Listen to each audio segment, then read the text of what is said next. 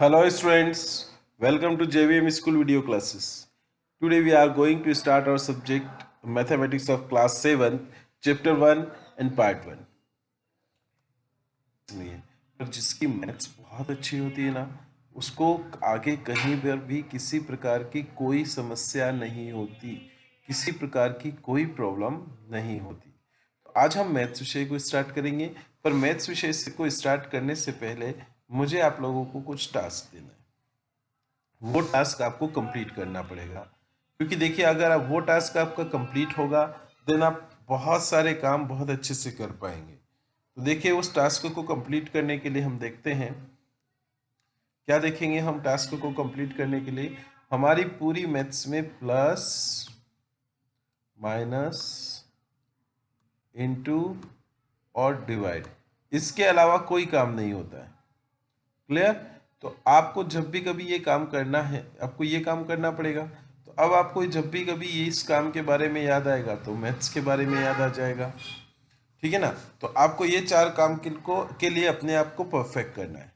And now आपको एक और टेबल्स याद करनी है, और वो टेबल्स अगर आप 6 क्लास में हैं तो आपको वो टेबल 40 तक तो याद होनी चाहिए। अब आप बोलेंगे सर टेबल से क्या फायदा मिलेगा हमें? देखिए टेबल से एक ऐसी होती है जो जोड़ने, घटाने, गुणा, भाग सभी में काम आती है, इसलिए 40 तक की टेबल्स। आप जरा थोड़ा सा सोच के बताइए, एक दिन में एक टेबल याद करेंगे आप, तो 40 टेबल्स याद करने में कितने दिन लगेंगे? 40 डेज।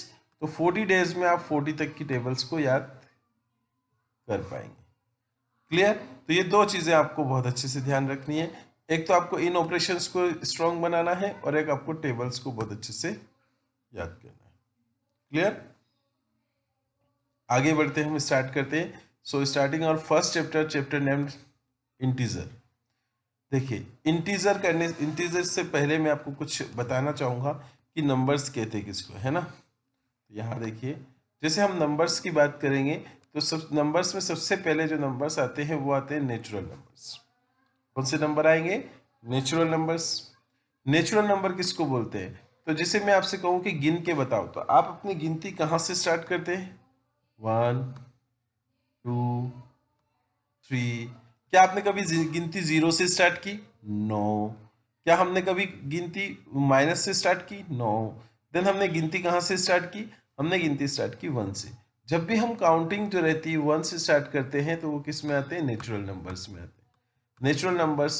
नेक्स्ट, अगर मैं इस नेचुरल नंबर के साथ में 0 और ऐड कर दूं, 0 1 2 3, आ गया समझ में? अगर नेचुरल नंबर 0 से स्टार्ट हो जाए तो वो नेचुरल नंबर नहीं बचता, फिर वो डब्लू बच, मतलब सॉरी ऑल नंबर्स हो जाता है। क्लियर? अब अगर ये जो होल नंबर्स हैं इसमें नेगेटिव संख्याएं भी आनी शुरू हो जाए, जैसे कि 4 माइनस के, जैसे कि माइनस के 3, जैसे कि माइनस के 2, जैसे कि माइनस के 1, जैसे कि 0, जैसे कि 1 2 3 4, इस तरह से जब आने लग जाए तब ये होल नंबर नहीं बचते, ये इंटीजर हो जाता है, जो कि हमारे चैप्टर का नाम है, इंटीजर। इंटीजर्स कैसे होते हैं? इंटीजर होता है i प्लस, और एक और क्या हो जाता है हमारा? i प्लस मतलब i positive integer, positive integers, और i माइनस मतलब क्या हो जाएगा? Negative integers. i माइनस मतलब क्या हो जाएगा? Negative integers. क्लियर? तो हमारे इस चैप्टर का जो नाम है इंटीजर्स, तो हम देखते हैं, स्टार्ट करते चलिए। वो कंसेप्ट समझ में आ गया तीनों तरह का?